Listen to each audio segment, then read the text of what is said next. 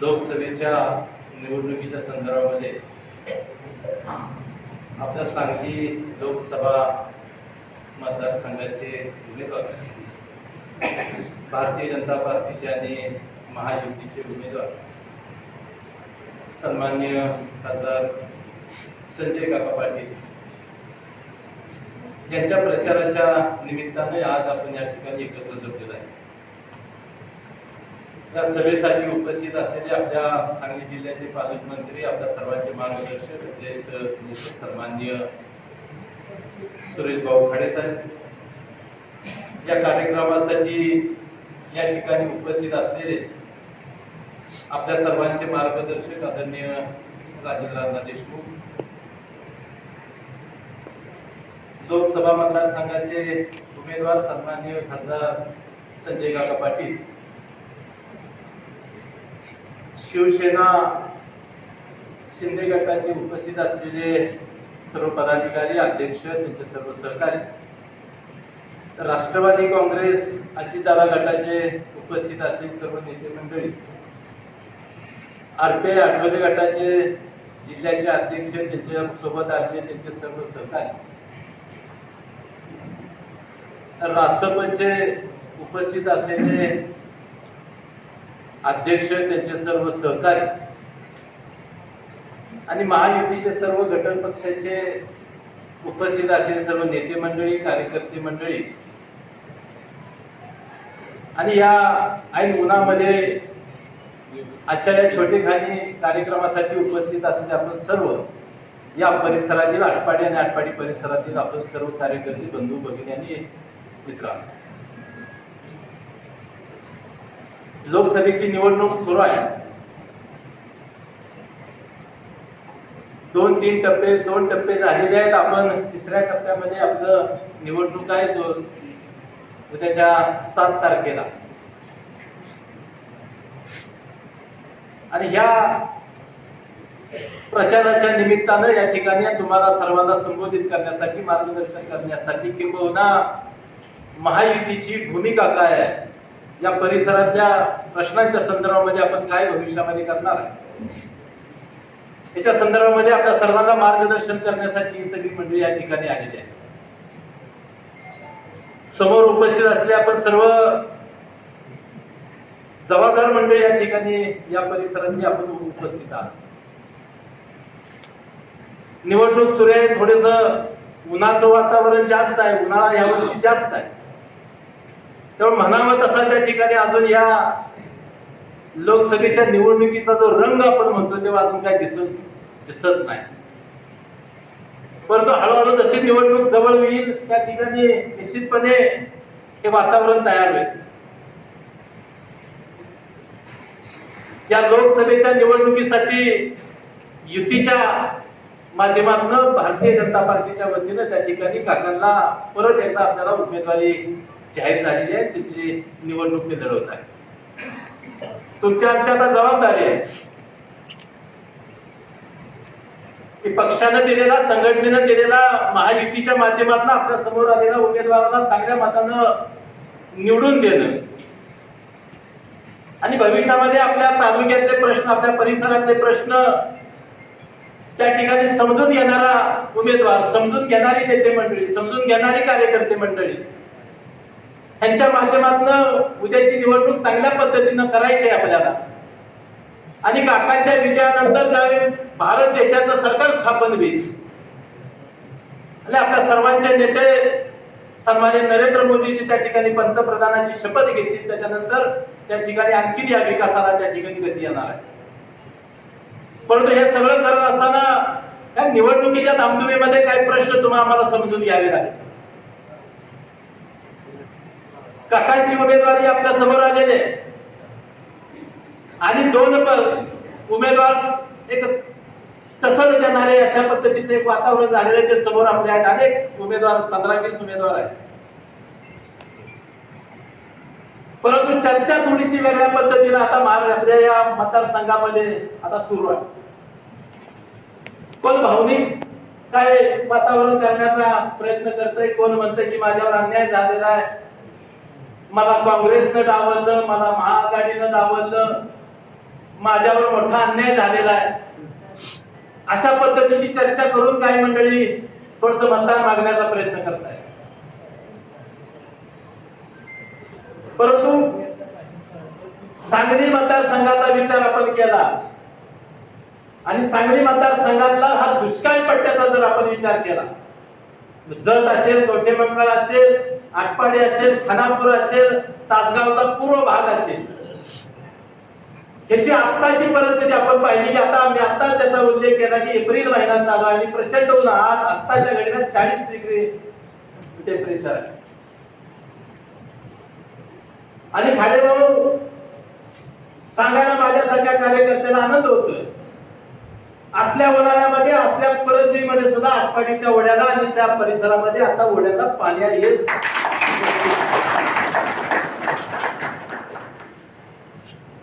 आटपाडी तालुक्यापुरता आता मी बोलतो, फार काय बोलायची काही गरज आहे असं मला वाटत नाही.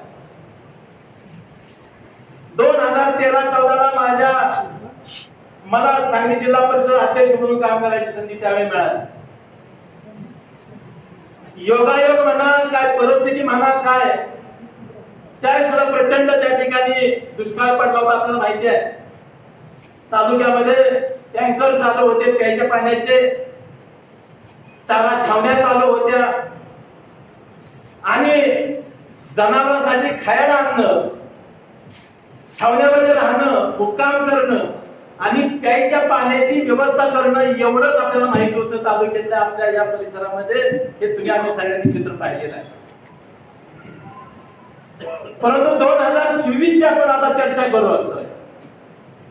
या 10 वर्षामध्ये काय झालं अशा प्रकारचा प्रश्न त्या ठिकाणी निर्माण होतोय. काय मंडळी विचारतायत की भारतीय जनता पार्टीनं आणि खासदारांनी 10 वर्षामध्ये काय केलं.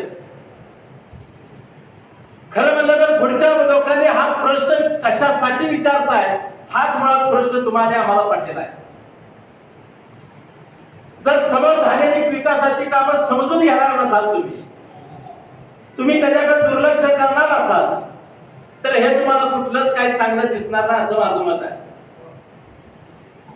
आणि म्हणून त्या ठिकाणी तुम्हाला मला एक वेगळ्या पद्धतीनं त्या ठिकाणी या सगळ्या विषयाची मांडणी तुम्हाला भविष्यामध्ये करावं लागणार आहे.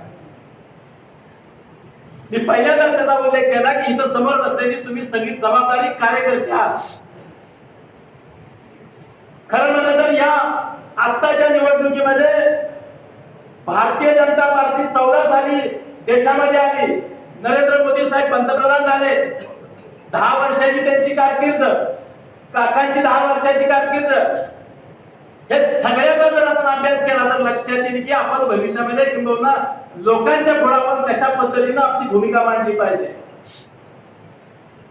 आता सगळीकडे शांतता आहे, कोण काय बोलत नाही, असं करून चालणार नाही. मला तुम्हाला विनंती करायची आहे कार्यकर्त्यांना, तुम्ही पानपट्टीवर उभा असाल, तुम्ही चौकात उभा असाल, तुम्ही हॉटेलमध्ये चहा पित असाल, तुम्ही लग्नात असाल, तुम्ही कुठल्या कार्यक्रमाला गेला असाल, जिथं त्या ठिकाणी या निवडणुकीचा विषय येईल, त्या भारतीय जनता पार्टीनं या परिसरामध्ये दिलेलं पाणी एवढा विषय आपल्याला चांगल्या पद्धतीनं आणि या परिसरामध्ये झालेली राजकीय कामं, विकासाची कामं अतिशय प्रभावीपणे आपल्याला त्याची चर्चा करावी लागेल. झालंय कसं, काम करणारी शांत आहे आणि काम न करणारे आज त्यांचा आवाज त्या ठिकाणी मोठा त्या ठिकाणी ऐकायला येऊ लागलेला आहे. असं करून चालणार नाही. लक्षात काय म्हणतात, मी आता त्याचा उल्लेख केला, काही मंडळी म्हणतात की आमच्यावर अन्याय झाला म्हणून मला मतदान द्या. खरं म्हणतात मला त्यांना प्रश्न विचारायचा आहे, कुठला अन्याय झाला तुमच्यावर, कुणी अन्याय केला तुमच्यावर. तुमच्यावर अन्याय झाला, तुमच्या कुटुंबातनं तुमच्यावर अन्याय झालेला आहे, तुमच्या काँग्रेस पार्टीनं तुमच्यावर अन्याय केलेला आहे आणि हा राजकीय अन्याय आहे, त्याचा आमचा काय संबंध आहे. तुम्हाला तिकीट देणं, तुम्हाला तिकीट अशी वगळणं, तुम्हाला त्या ठिकाणी आणि काय गोष्टी कराव्या लागल्या तरी सुद्धा तुम्हाला तिकीट न मिळणं, ह्याचा जनतेचा काय संबंध आहे. तुमच्यावर अन्याय हा तुमच्या पक्षाने केलेला आहे, तो राजकीय अन्याय, लक्षात घ्या. परंतु असा अन्याय झालाय असं म्हणणारे जे उमेदवार आहेत त्यांना मला असं सांगायचं आहे, तुमच्या पक्षाकडे गेली 7 वर्ष या देशाची सत्ता होती, राज्याची सत्ता होती. तुमच्या कुटुंबामध्ये किंबहुना जेवढी सत्ता काँग्रेसकडे होती तेवढीच सत्ता वसंतदादांच्या घराकडे तेवढीच सत्ता होती, तेवढीच वर्ष. खरं म्हणलं वसंतदादांचं कैलासवासी वसंतदादा 4 वेळा या महाराष्ट्राचे मुख्यमंत्री झाले. मोठा माणूस. माझ्यासारख्या छोट्या माणसाने त्या माणसाबद्दल बोलणं योग्य नाही असं मला वाटतं. परंतु परिस्थितीत भावाशी निर्माण झालेली आहे की माझ्यासारखा कार्यकर्ता ज्याने अभ्यास करतो या मतदारसंघाचा, याच्या सांगली जिल्ह्याचा, तर आज एक नागरिक म्हणून मला असं वाटतं की काय केलं तुम्ही इतक्या वर्ष, 50 वर्ष तुम्ही काय केलं, हा प्रश्न आम्हाला विचारावा लागेल तुम्हाला.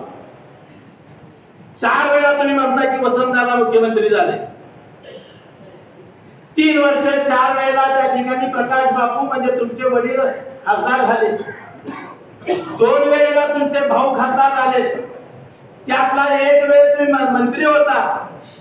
त्यावेळेला या आपल्या मतदारसंघातल्या या दुष्काळी पट्ट्यातले प्रश्न तेच होते, लक्षात घ्या. शेतीच्या पाण्याचाच प्रश्न होता. आपण काय दुसरं मागत होतो? जर कवठेमंकाळ, आटपाडी, तासगाव, खानापूर या आमची मागणी काय होती की आम्हाला शेतीला पाणी द्या.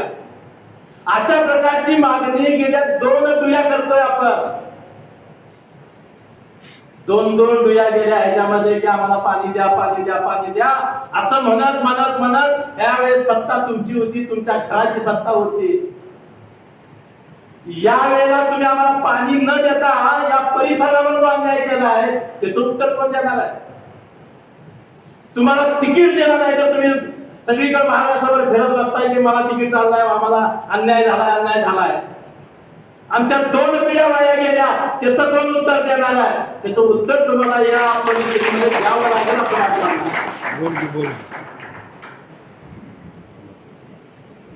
आज या परिस्थितीमध्ये आज आपल्याला पाणी आलं.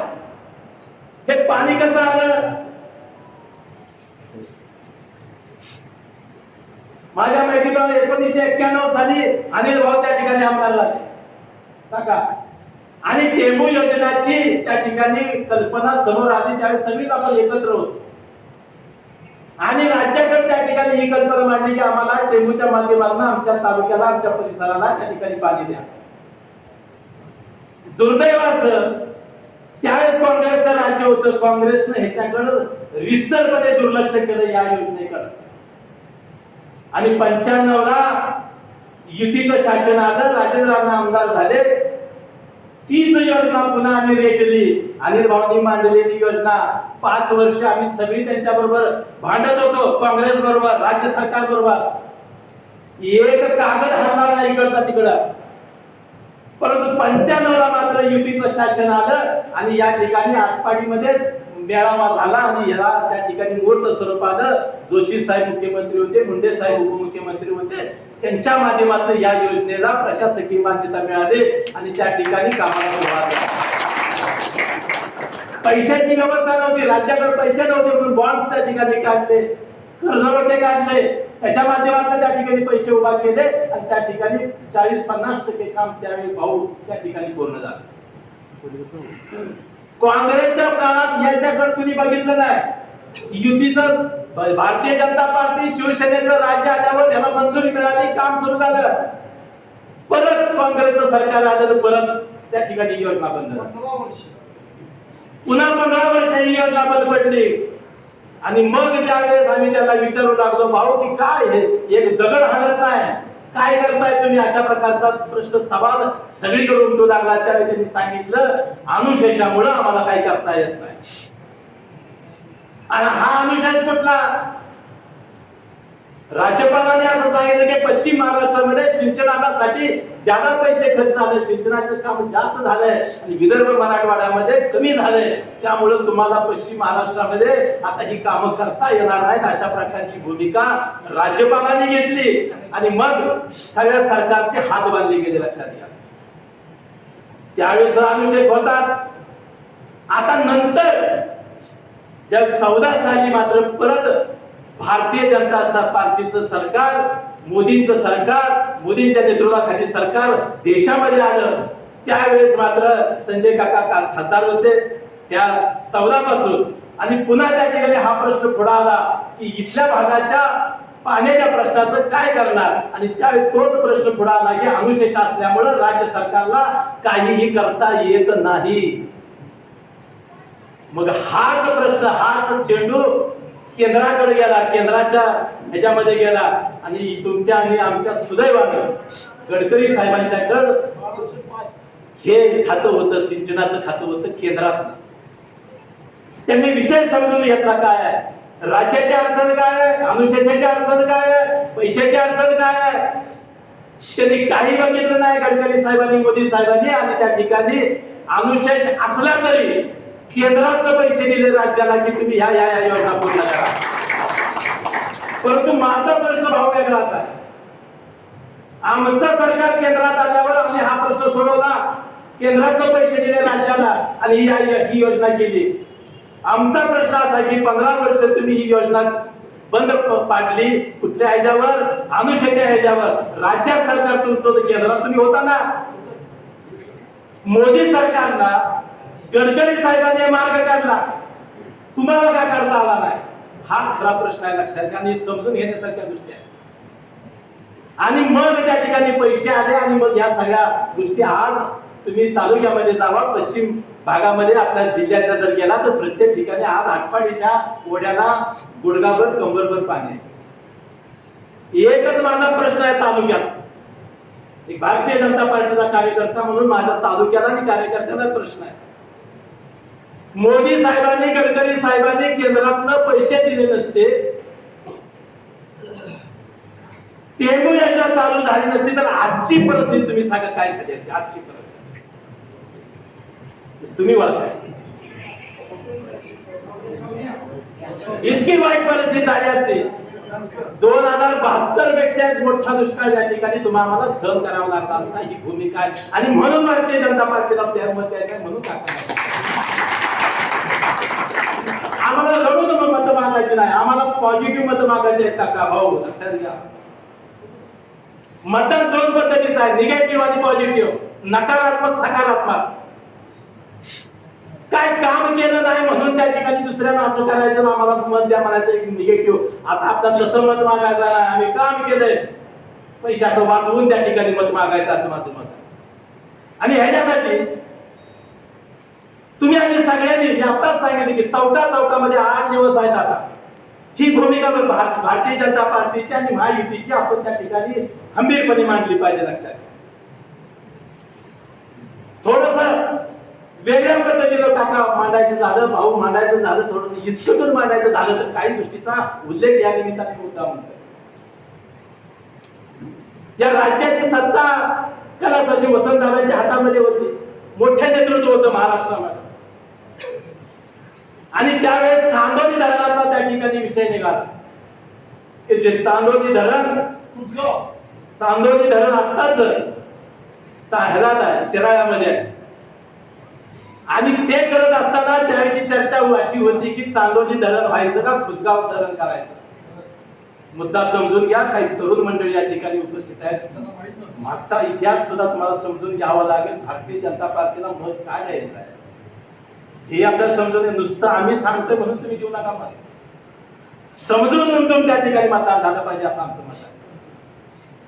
त्यावेळेस चांदोली धरण करत असताना कैलासवासी राजाराम बापूंचं मत असं होतं की हे धरण खुसगावला का. त्याला कारण असं की खुसगावला जर हे धरण झालं तर त्या ठिकाणी पाणी साठा वाढतोय. आज चांदोली धरण माझ्या माहितीप्रमाणे 25 TMC काहीतरी आहे, 43 TMC. आणि जर खुसगाव झालं असतं तर ते जवळजवळ कोयने एवढं झालं असतं. त्यावेळेस राजाराम बापूंचं असं मत होतं, आत्ताची जी साईट आहे, जे आता चांदोली धरण आहे त्याच्या ऐवजी खुसगावला धरण करा, पाणी साठा वाढवा आणि जर कवठेमंकाळ, आटपाडी आणि खानापूरला पाणी द्या, असं कैलासवासी राजाराम बापूंचं मत होतं. लक्षात घ्या. काही गोष्टी स्वीकारायच्या का तर स्वीकारायच्या, काही गोष्टी समाजामध्ये मांडायच्या का तर मांडायच्या. लोकशाही आहे, काही गोष्टी आम्ही सुद्धा मान्य करणार आहे. दादाने आग्रह केला, आम्ही तिथं करणार, आम्ही हितच करणार, कारण सत्ता त्यांच्या हातामध्ये होती. राजकीय पुरगुडी, इतकी राजकीय पुरगुडी झाली दादांनी केली. आणि म्हणून माझं विधान असं आहे की आता इथनं पुढचं जे विधान करणार आहे ते अतिशय समजून उमजून करणार आहे भाऊ, समजून करणार आहे, विचारपूर्वक करणार आहे. आणि ते विधान असं आहे, त्यावेळेस दादांच्या ऐवजी बापूंच्याकडे सत्ता असती तर ते खुसगाव झालं असतं आणि 35 वर्षापूर्वीच आम्हाला पाणी मिळालं असेल. आणि तुम्ही काय म्हणता आमच्यावर अन्याय का? तुम्ही आमच्यावर अन्याय केला नाही का? तुम्ही पाणी न देणं तुम्ही आमच्यावर अन्याय केला नाही का? मग मत मागायचा तुम्हाला अधिकार नाही. तुम्ही म्हणता आम्ही अमुकचे, आम्ही वसंतदादांचे वारसदार, आम्ही ज्याचे तिचे वारसदार.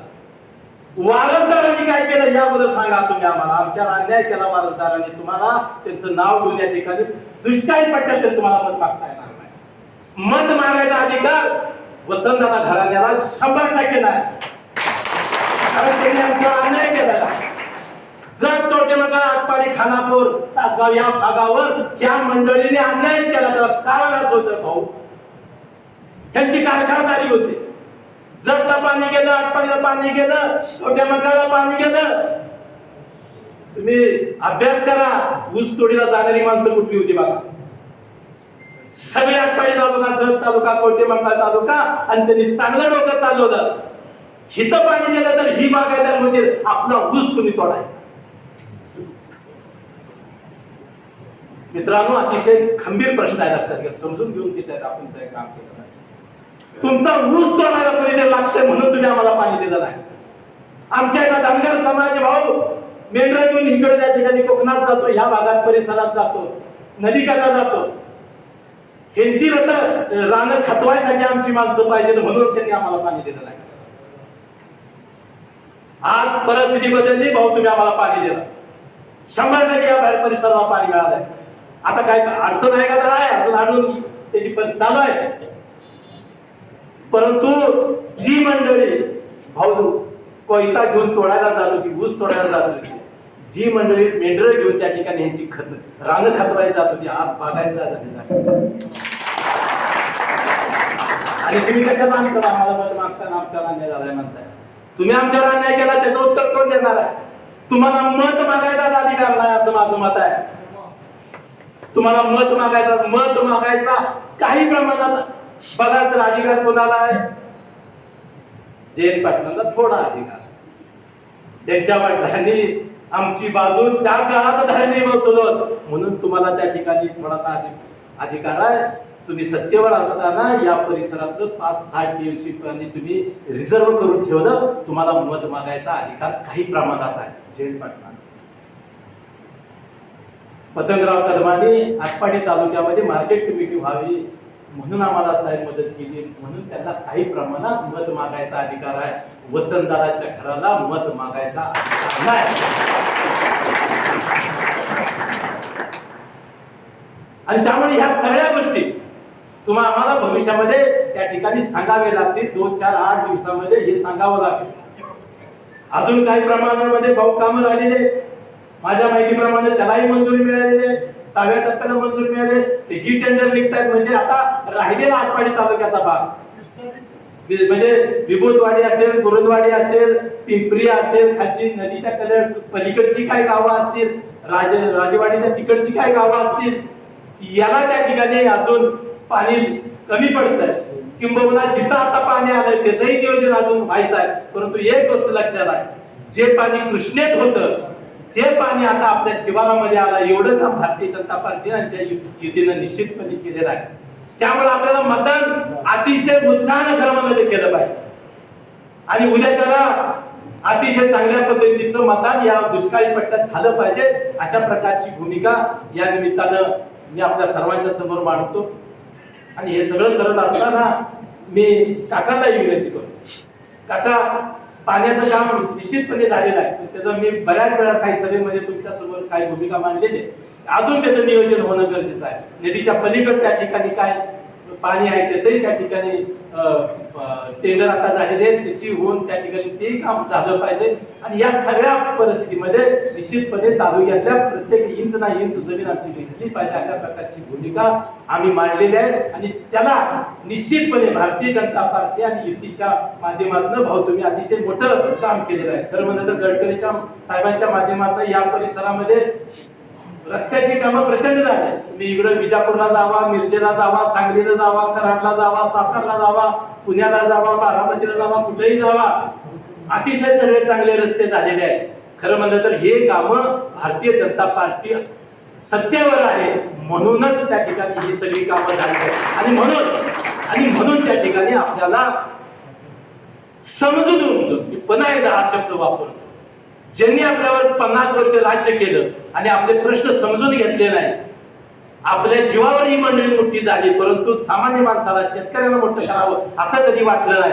त्यांना आता फार काय त्याचे आपण समजून घ्यायची काही गरज नाही. आपल्याला ज्यांनी मदत केली, आपले मूळ प्रश्न जो होता शेतीच्या पाण्याचा प्रश्न, तो ज्यांनी हाताळला, त्या पार्टीला, त्या सरकारला त्या ठिकाणी आपण मतदान करायचं आहे एवढंच या निमित्तानं आपल्याला सांगतो.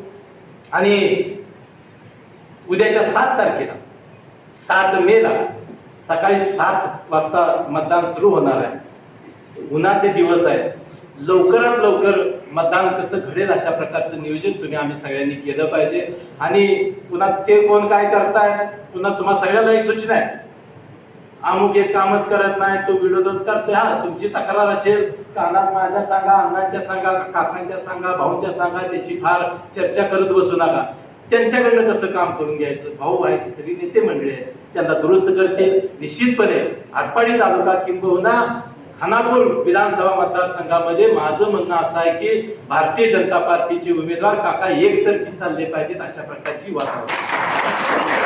त्याच्यासाठी मात्र सगळ्यांनी आपण चांगल्या पद्धतीनं काम करूया एवढीच अपेक्षा या निमित्तानं व्यक्त करतो. आणि उद्याच्या 7 तारखेला भारतीय जनता पार्टीचे उमेदवार सन्माननीय संजय काका पाटील यांच्या नावाच्या पुढे कमळ चिन्ह आहे, त्या कमळ चिन्हावर बोट दाबून त्या ठिकाणी भारतीय जनता पार्टीचे उमेदवार त्या ठिकाणी काकांना आपण प्रचंड मतानं विजयी करावा अशा प्रकारची विनंती करतो. आणि शेवटचा मुद्दा, देशाचं राजकारण आणि देशाचं नेतृत्व करणार हे त्या ठिकाणी महत्त्वाचं. आम्ही ज्यावेळी आमचे प्रश्न संपवतो त्यावेळी तिथं कोण माणूस बसलाय, तिथं कोण बसणार आहे, ही सूत्र कोण हलवणार आहे, आपले प्रश्न कोण समजून घेणार आहे. खरं म्हणलं तर काका मला असं ऐकून आहे की प्रकाश बापूंची आणि राजीव गांधींची फार मैत्री होती.